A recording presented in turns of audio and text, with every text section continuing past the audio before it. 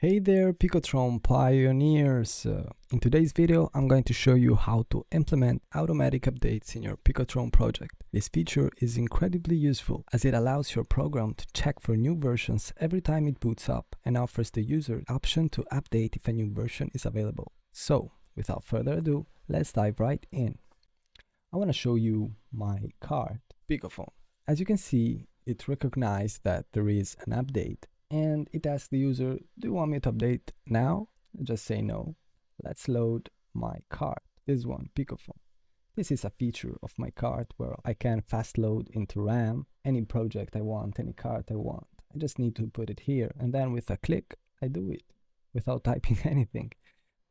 So, in init, as you can see here, I did update phone boot.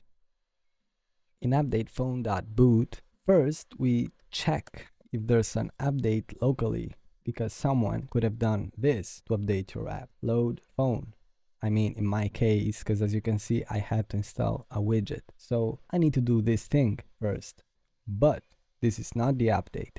This one is the update. So no update locally. Then check if online there is an update. If we're not on the latest version, then update. Let's see isLatestVersion. Here it is. I just fetch this page. What page is this? This is just my card page. You have your card name, which in my case is phone, and phone user data.bbs current version plus 1. What does this mean? BBS current version here is 18. In your case, this shouldn't be 18, but this should be the current version of the installed program. So here it should be your number. So I had to put 18, which is not my latest version. My actual latest version is 19, but I did 18 because I want to fake like I'm not on the latest version. So as you can see,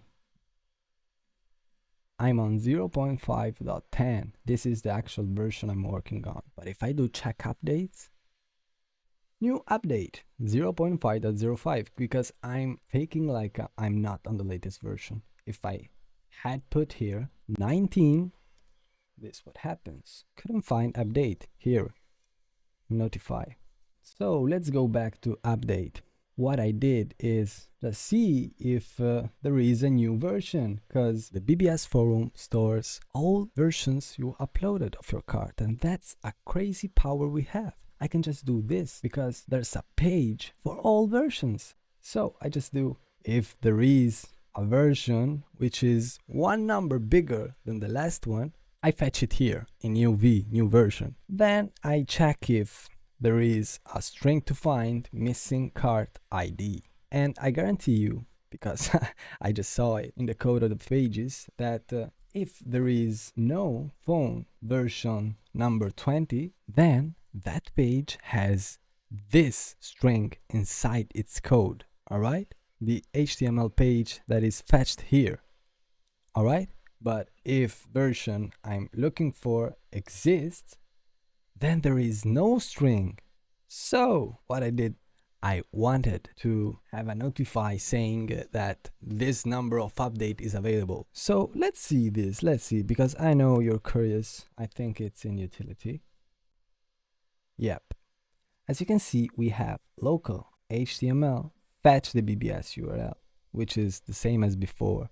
Local version HTML match. Yeah, because my title of my card is my name card PicoPhone, followed by the actual version number. So doing this, I just get the version number. So then I just return this version number I got doing this. This means that everything that goes after this and everything that goes before this is what I need version to be.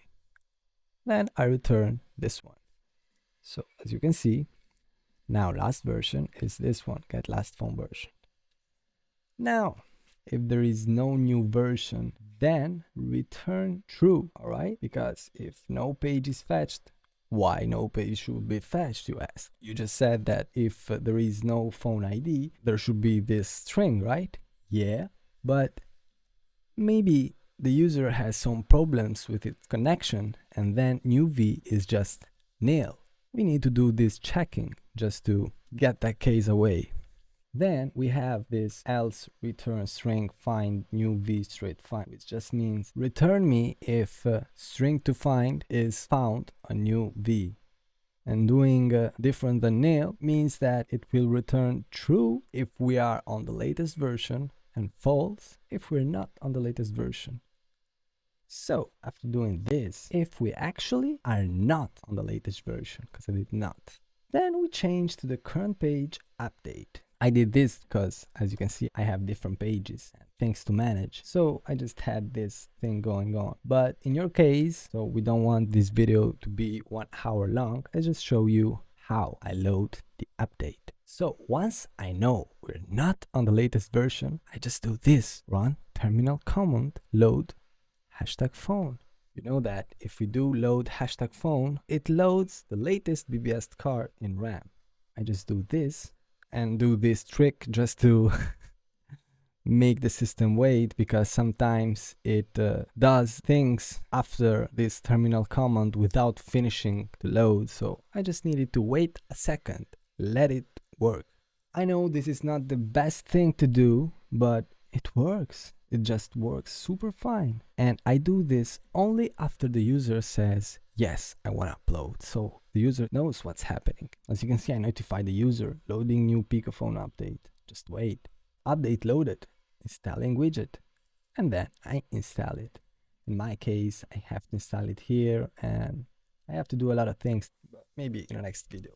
Now, I know you want to see what run terminal command is. You don't think you have this one, but you actually have it. It's a thing of Picotron. I will put you this file in the description, but it's actually this one, terminal.lua. Here we have function run terminal command, and inside we just type in the command we want. So I think this is so powerful.